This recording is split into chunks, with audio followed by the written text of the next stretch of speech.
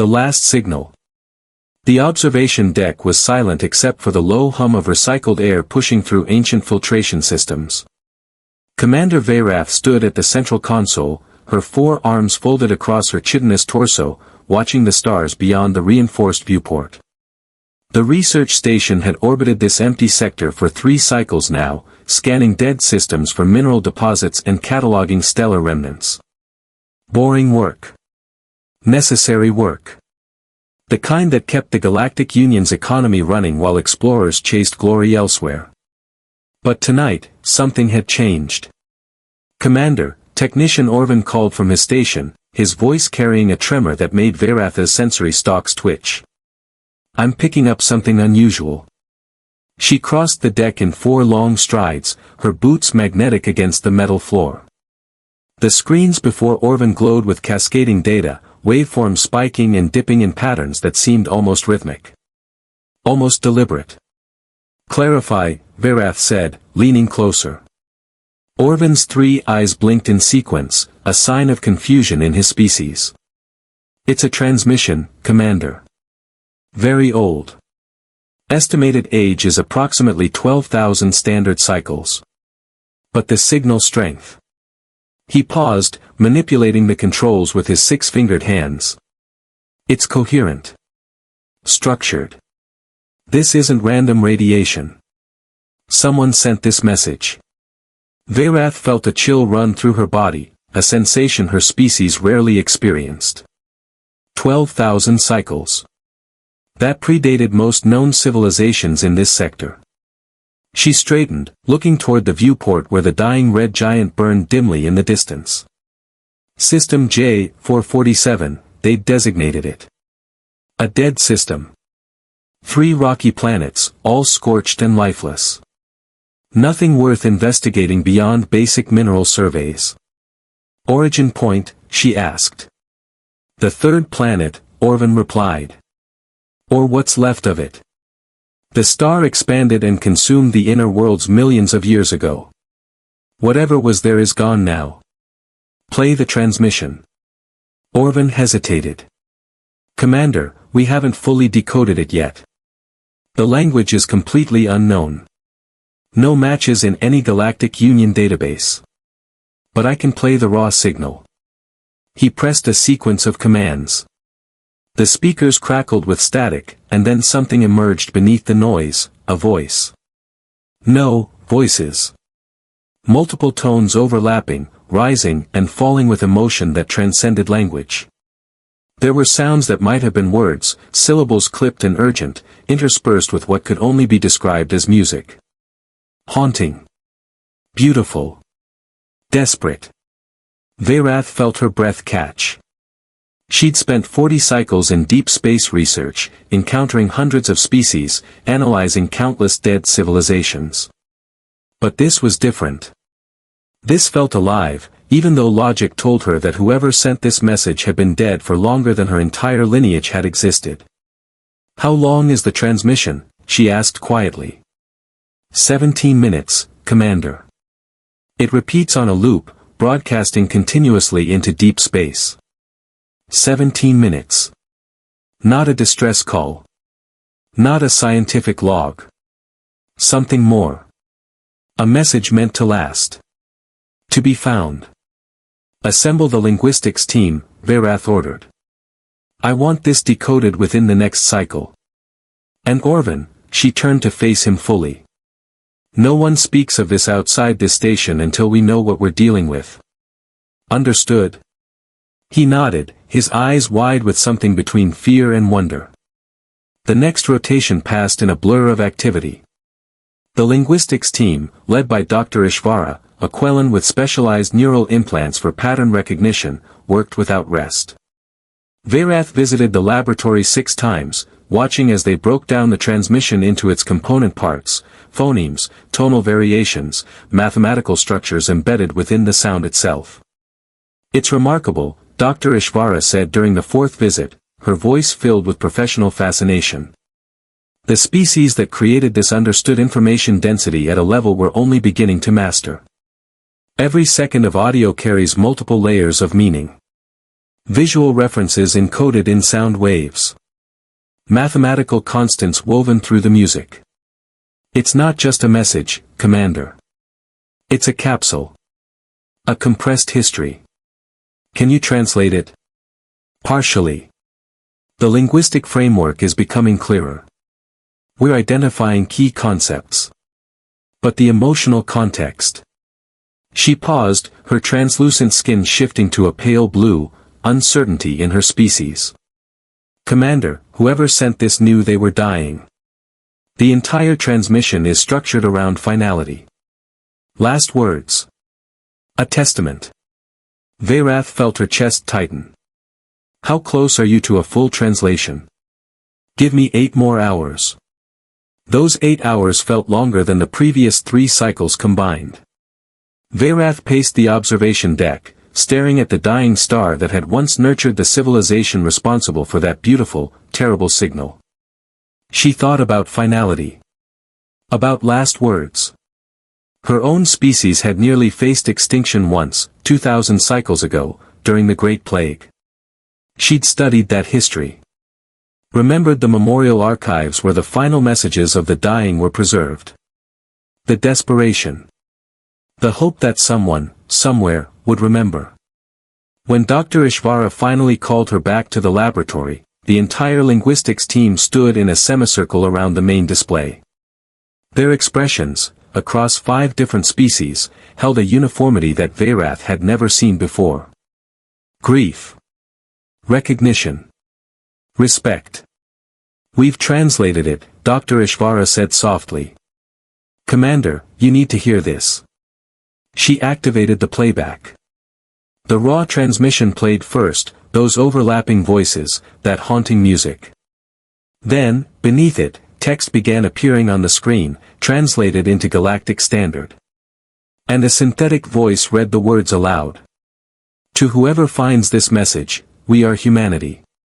We are the people of Earth, 3rd planet of star system Sol. We are dying. Our sun is collapsing. We do not know why.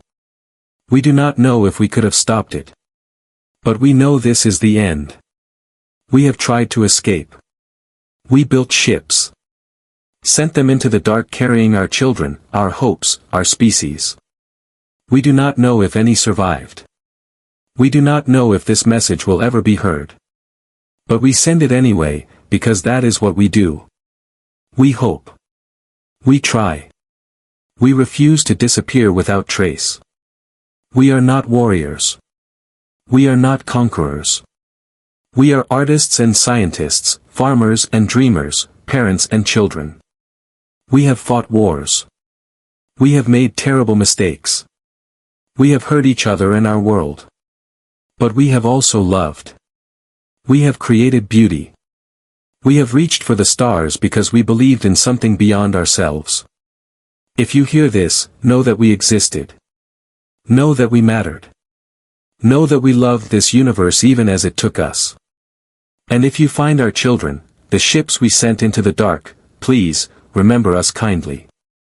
Tell them their ancestors fought until the last moment. Tell them Earth died with hope in its heart. This is humanity. This is Earth. We were here. We mattered. We loved. Remember us. The message ended. The laboratory fell silent except for the quiet sound of Dr. Ishvara's breathing. Veyrath stood frozen, staring at the screen. The words echoed in her mind, resonating with something primal, something universal. She thought of her own children, light years away on the homeworld. She thought about what she would say if she knew the end was coming.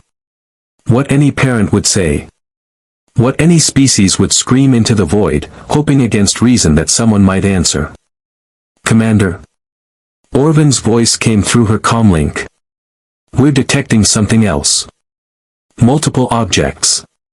Moving through the system. They match the energy signatures of the transmission's metadata. Commander, I think we've found their ships.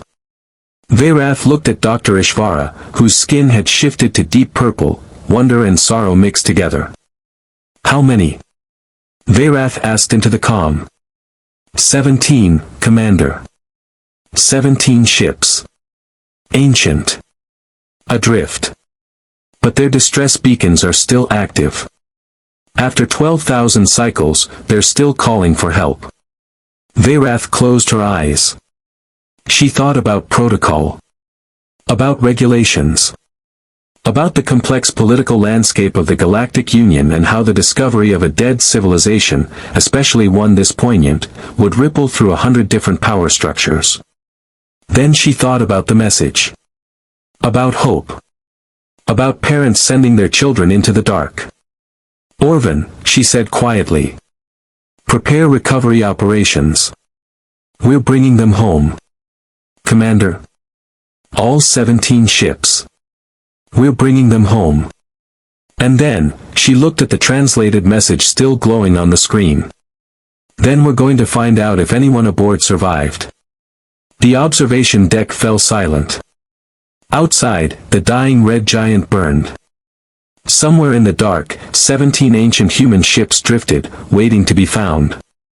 And humanity's last message echoed across time and space, a testament to a species that had refused to surrender, even in death. The Sleepers. The first colony ship loomed in the viewport like a tomb carved from metal and desperation.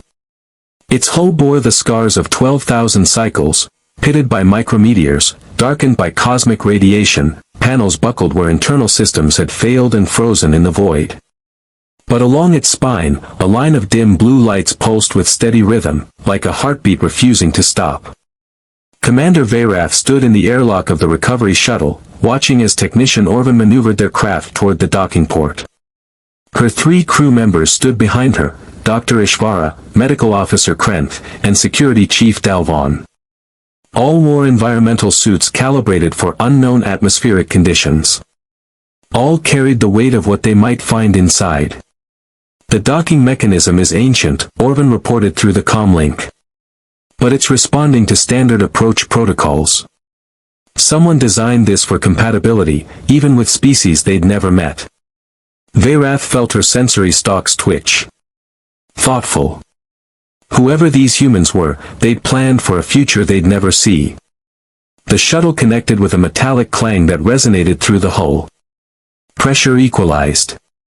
Lights on the docking panel shifted from red to amber. Atmosphere inside is present, Orvin continued. Thin. Cold. Oxygen-nitrogen mix, but below breathable levels for most species. Temperature is near freezing. Life support is running on minimal power. After 12,000 cycles, Dr. Ishvara whispered. The engineering required. Stay alert, Veyrath ordered. We don't know what we're walking into. The airlock opened with a hiss of escaping gas that had been trapped for millennia.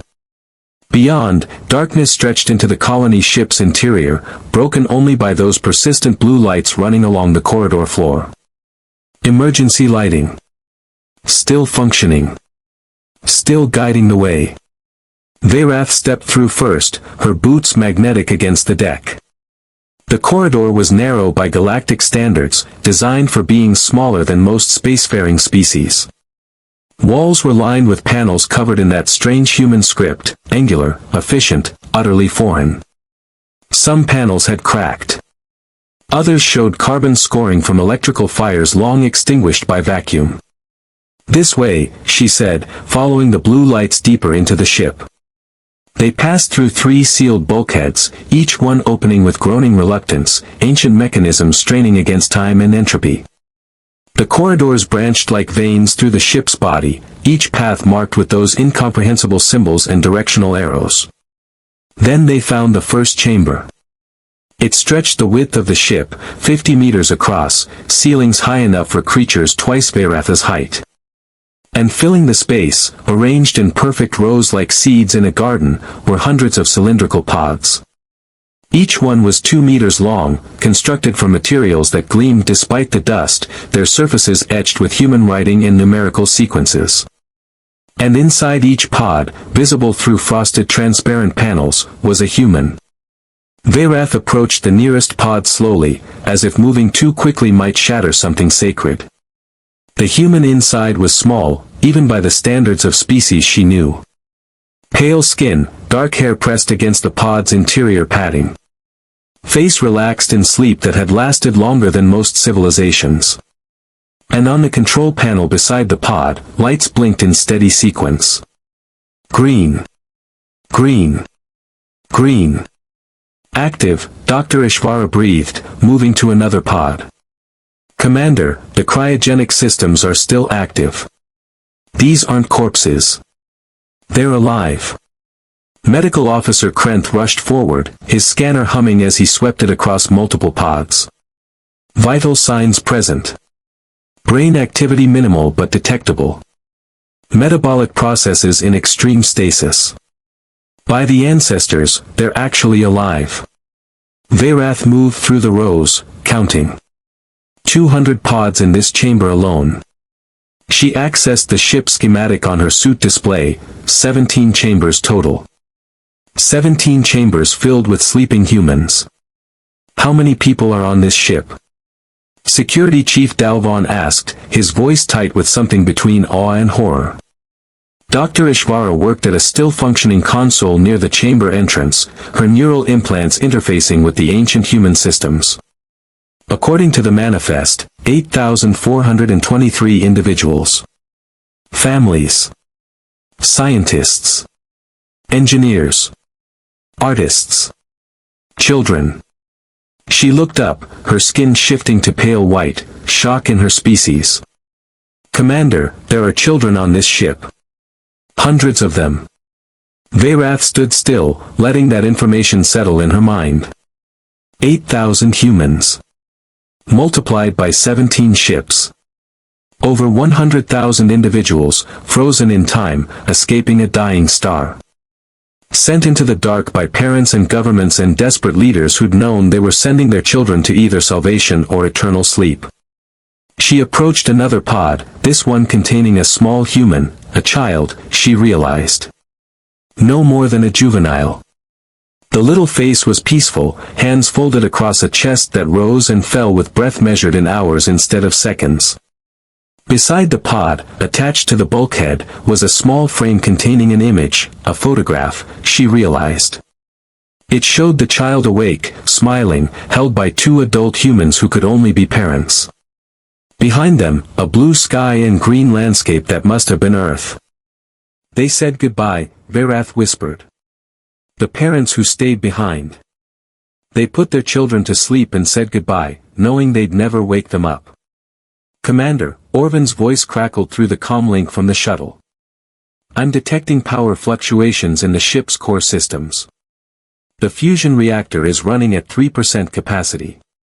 It's been cannibalizing its own components to sustain minimum life support. At current decay rates, I estimate complete failure in approximately 2 standard cycles. 2 cycles. 48 hours. After surviving 12,000 years, these humans had days left before their life support finally gave out. Veyrath activated her command comm, this is Commander Veyrath to Research Station Omega-7. We have a situation. I need the engineering team to prepare for emergency power transfer operations. We have 143,000 individuals in cryogenic stasis across 17 vessels. They're alive, and they're running out of time. The response came from Station Director Kelthrin, his voice carrying the weight of bureaucratic concern. Commander, you're asking for a massive resource commitment. The regulations regarding extinct civilizations are written by species that never had to watch their children die, Veyrath interrupted, her voice harder than she'd intended. Director, we have 2 cycles before these systems fail. We can debate regulations after we stabilize the situation. A pause. Then, understood, Commander. Engineering teams are en route. But Veyrath, you know this will have to be reported to the Galactic Council. The political implications can wait. Veyrath out. She turned to her team. Dr. Ishvara, I need everything you can pull from their computer systems. Ship logs, personal records, anything that tells us who these people are. Krent, coordinate with medical teams back at the station. We need to understand human biology before we attempt to wake anyone. Delve on, secure the other 16 ships. I want to know the status of every single pod. They moved with purpose, each understanding the gravity of what they'd found. Veyrath remained in the chamber, walking slowly between the rows of sleeping humans. She read the names etched on each pod. Chen Wei. Sarah Martinez.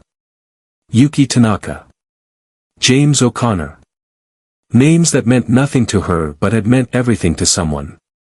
Each pod had personal items sealed in storage compartments, photographs, small objects, letters written in that angular human script. She stopped at one pod containing an adult human female. Attached to the storage compartment was a sealed envelope with a single word written on it, Rachel. She carefully opened the compartment, her suit's manipulators delicate despite their size. Inside was a letter, the paper preserved by the ship's climate control. Dr. Ishvara appeared at her shoulder. Commander, the translation systems can handle written human language now. Would you like me to? Yes. Ishvara scanned the letter with her neural implants. Her skin shifted through several colors before settling on deep blue, profound sadness. It's from her husband, Ishvara said quietly. He stayed behind. Too old for cryogenic treatment. He's writing to tell her that he loves her. That he's sorry he can't come with her. That he hopes she wakes up somewhere beautiful, somewhere safe. He asks her to forgive him for not being there. He tells her their children are in the pods next to hers. He asks her to tell them about Earth. About him. About how much he loved them all. Veyrath carefully returned the letter to its compartment. She looked at the pod next to the woman's, a younger human, perhaps late adolescence. Then another pod, a child. A family. Separated by sleep but placed together, so that when they woke, they would have each other. If they woke. The core reactor on this ship is failing, she said aloud. How long until the same happens on the others? Variable, Ishvara replied. Some ships show more degradation than others. The best might have 10 cycles. The worst, less than 1. Veyrath made her decision. Contact every available ship in this sector. I don't care if it's commercial, military, or private. We need power cells, engineers, and medical personnel. Tell them it's a code preservation scenario, extinct civilization with surviving individuals. Commander, the political fallout will be my responsibility. She turned to face Ishvara fully. Doctor, imagine if the Quellan plague had succeeded. If your entire species had died except for a few thousand preserved in stasis, sent into space by desperate parents. And imagine if another species found you, had the power to save you, but chose to follow regulations instead. What would you want them to do? Ishvara's skin shifted to determined gold. I'd want them to save us. Then that's what we do. Over the next rotation, Research Station Omega-7 transformed into a hub of frantic activity. Engineering teams swarmed the colony ships, connecting portable fusion reactors to failing power systems. Medical staff studied the human cryogenic pods, marveling at technology that exceeded current galactic standards. Linguists worked around the clock, translating ship logs and personal records. And Veyrath discovered the truth about Earth's final days. The logs told a story of panic and heroism mixed together. The sun's collapse had been sudden, a stellar event that shouldn't have happened for billions of years. Humanity had detected the anomaly with only months to prepare. They'd evacuated what they could, built these colony ships in desperate haste, filled them with people chosen by lottery because there wasn't room for everyone. The last log entry, recorded by a human named David Chen just before his ship launched, spoke directly to whatever species might find them. We don't know if this will work.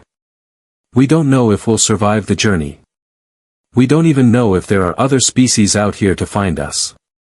But we're trying because that's what humans do. We try. We hope. We fight for every second of life, for ourselves and for our children. If you're reading this, thank you for finding us. Thank you for caring about a species you never knew.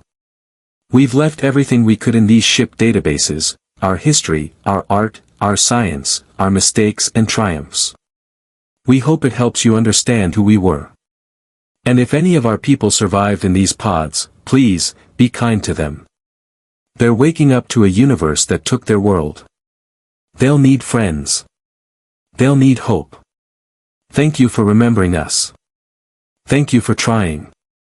Veyrath stood in the observation deck of her research station, watching as 23 different vessels, Galactic Union ships that had answered her call, worked to stabilize the human colony fleet. On her personal display, status reports scrolled past. All 17 ships now had stable power. All 143,119 humans showed green vital signs. They'd done it. They'd saved them. But now came the harder question, what happens when they wake up? To be continued. Awakening. The medical bay was too bright. Veyrath had ordered the lighting reduced 3 times, but Dr. Ishvara insisted they needed full illumination to monitor the humans' vital signs during the awakening process. So the commander stood in the corner, watching as the medical team made final preparations around the cryogenic pod they transported to the research station. Inside the pod, Rachel Morrison slept. Age 37 when she'd been frozen. Mother of 2 children who slept in adjacent pods aboard the colony ship. Wife to a man who'd written her a letter she hadn't read yet. Structural engineer, according to the ship's manifest. One of 143,000 stories they'd pulled from the dark. And she would be the first to wake. Initiating revival sequence, Medical Officer Krent announced, his 6-fingered hands moving across the control panel with practiced precision. Neural stimulation beginning. Metabolic acceleration in progress. Estimate 15 minutes until consciousness. Veyratha's sensory stalks twitched nervously. They'd spent 3 cycles preparing for this moment, studying human biology, translating medical texts from the colony ship databases, consulting with xenobiologists from 6 different species. They knew the physical process. They understood the chemical changes happening in Rachel Morrison's body as warmth returned to tissues frozen for 12,000 years. But they had no protocol for the emotional aftermath. How do we tell her? Veyrath had asked Dr. Ishvara the night before. The Quellan linguist had been silent for a long time before answering. Gently. Honestly. And we give her time to grieve. Now, watching the pod status indicators shift from blue to amber to green, Veyrath felt the weight of every second. The frosted glass began to clear as the pod's heating elements activated. Condensation ran down the interior surfaces like tears. And through the clearing glass, Rachel Morrison's face became visible, peaceful, unaware that everything she'd known was gone. Consciousness imminent, Krent reported. Neural activity increasing. Respiratory rate rising. Commander, she's waking up. Veyrath stepped closer, positioning herself where Rachel would see her first. She'd practiced this moment with Dr. Ishvara, rehearsing words in that strange human language her translator implant had finally mastered. Words of comfort. Words of truth. Rachel Morrison's eyes opened. For a moment, there was only confusion, the blank disorientation of someone waking from deep sleep.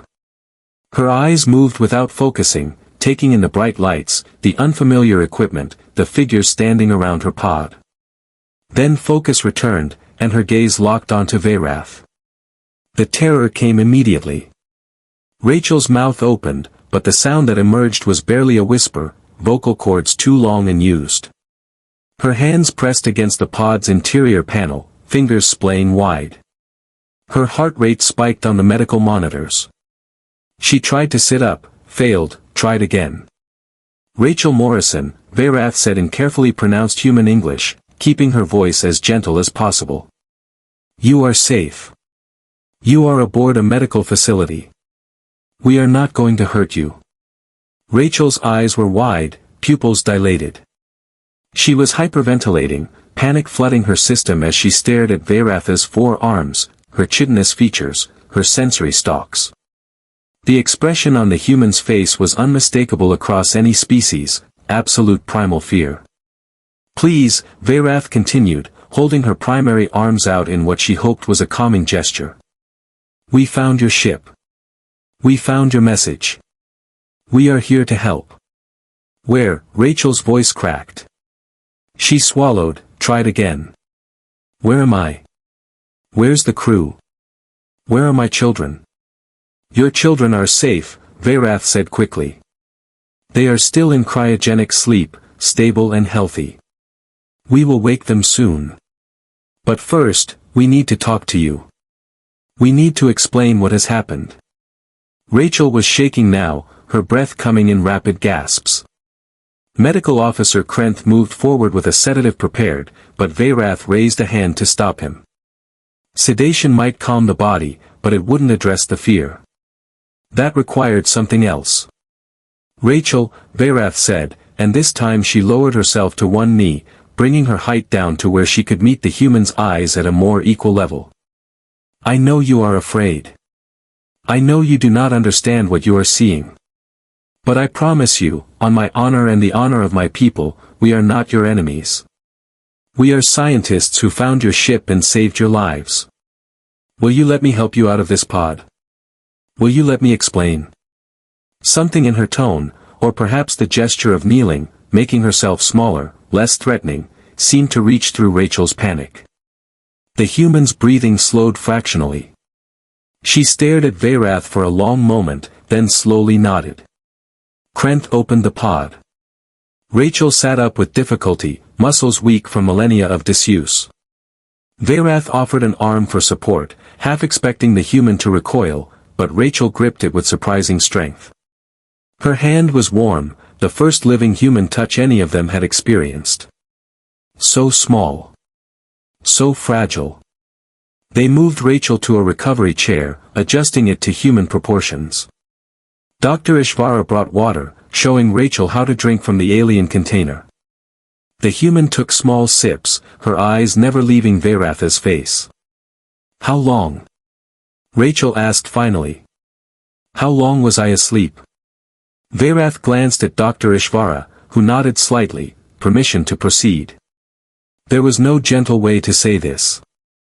No words that would soften the blow. Only truth.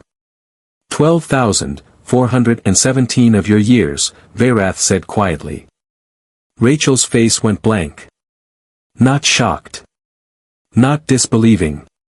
Just empty, as if her mind had simply stopped processing information because the magnitude was too great. That's... She trailed off. Tried again. That's not possible. I am sorry. It is true. The mission plan was 300 years. 500 at most. We were supposed to reach the nearest habitable system in, Rachel stopped, realization dawning in her eyes. We never reached it, did we? Something went wrong. The navigation systems failed, and we just drifted. Yes, Veyrath confirmed. Your ships have been adrift for over 12 millennia. But your cryogenic systems continued to function. You and all the others survived. Rachel sat very still. Her hands gripped the arms of the chair. The others. You said there are others. How many ships did you find? All 17 that launched from Earth.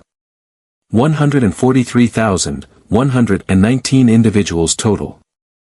All alive. All stable. For the first time, something like hope flickered in Rachel's expression. All of them. Everyone made it. Everyone in the pods, yes. But Rachel.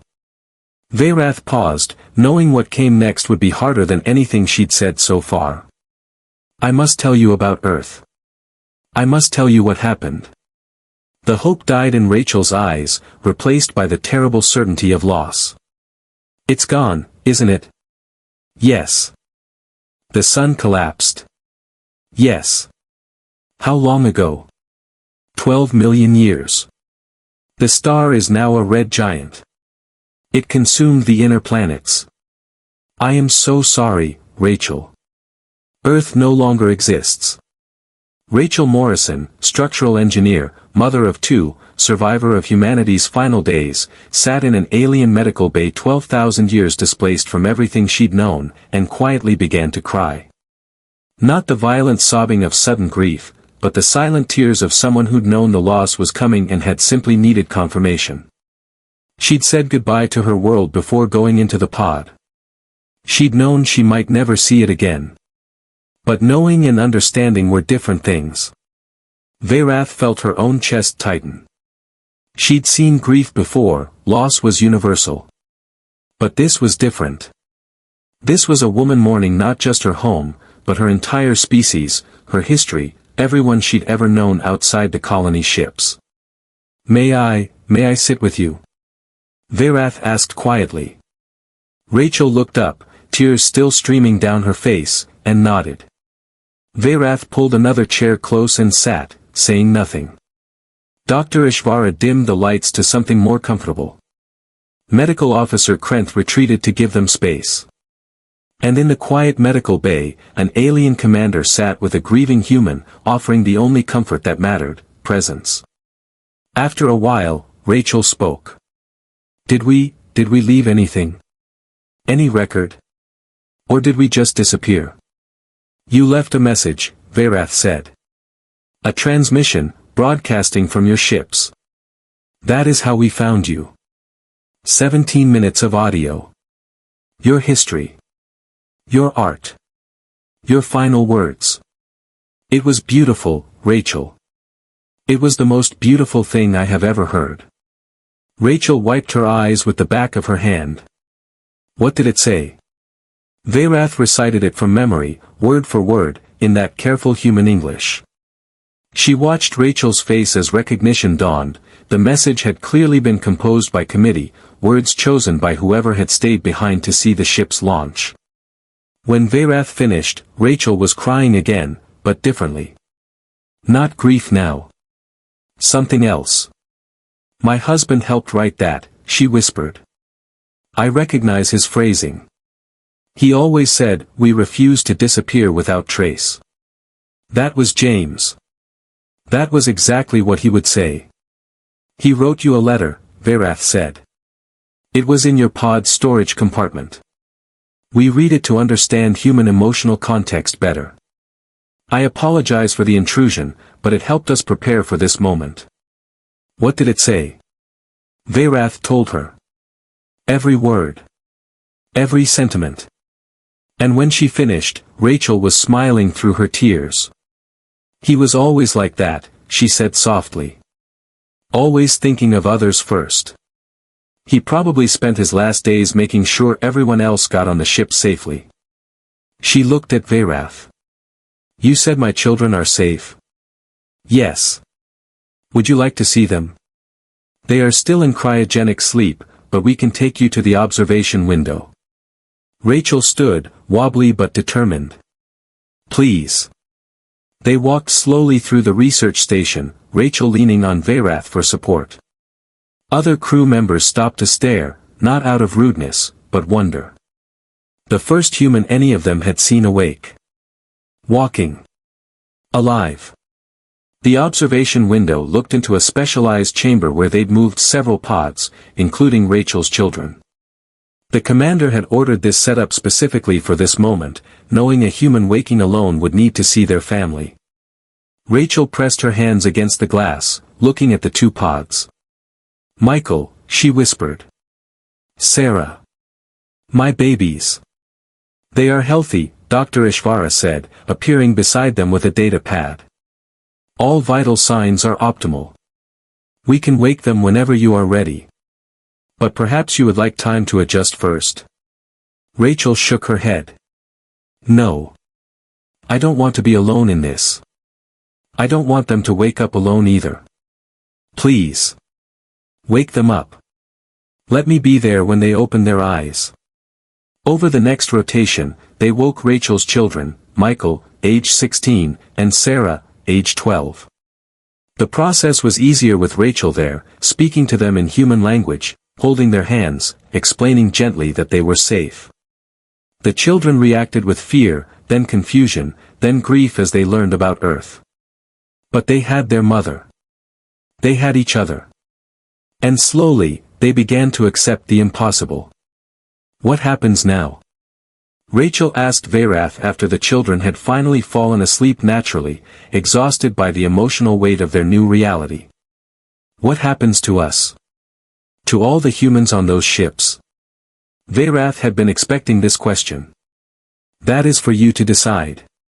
The Galactic Union has protocols for extinct civilizations, but you are not extinct. You are survivors.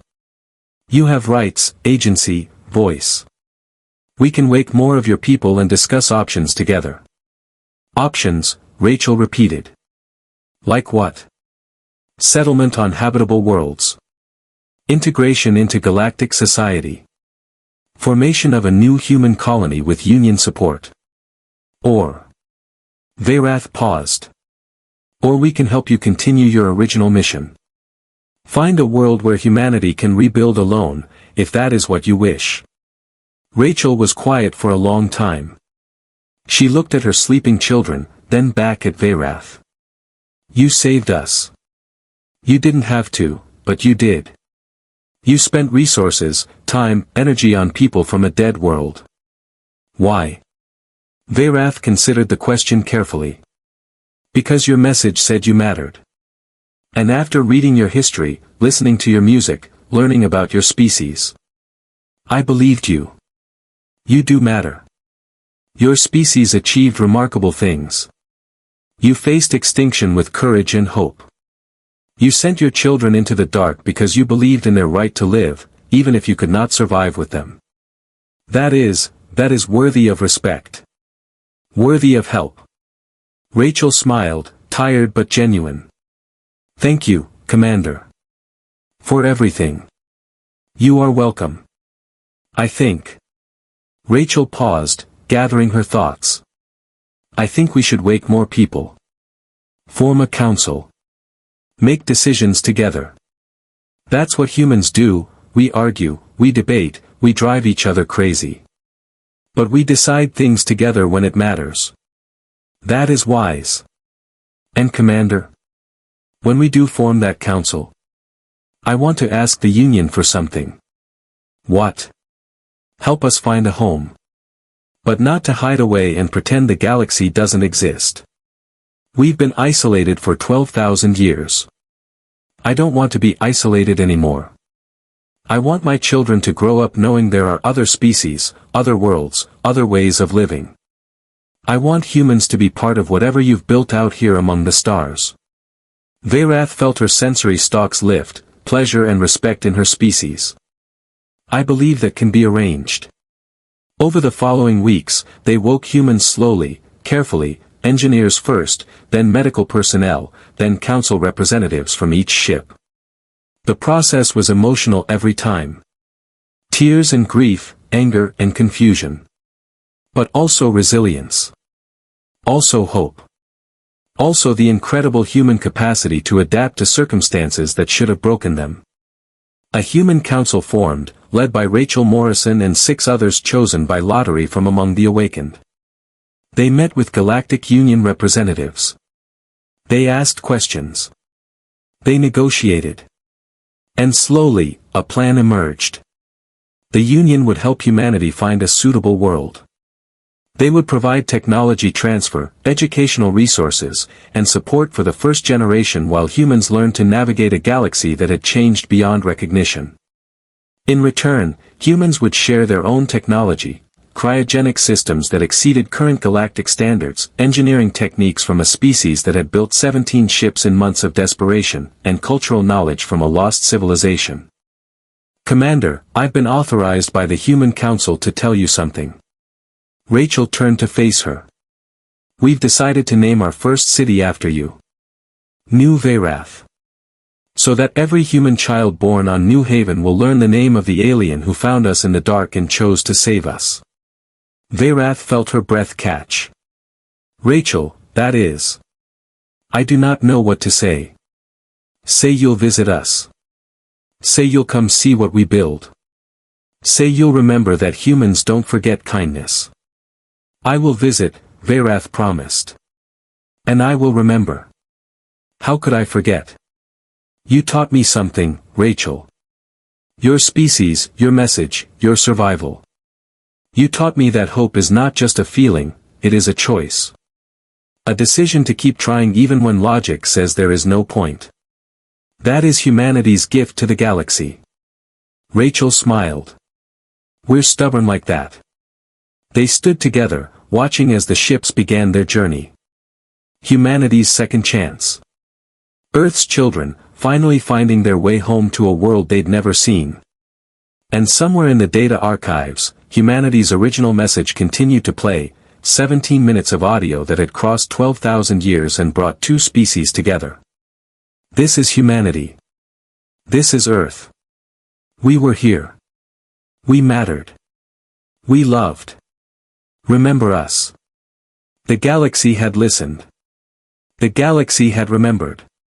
And now, among the stars, humanity would write a new chapter. Not as victims of a dead world, but as survivors who refused to surrender. As dreamers who sent hope into the void. As a species that mattered, that loved, that chose to keep trying even in the face of extinction. As humans. And the universe was better for it.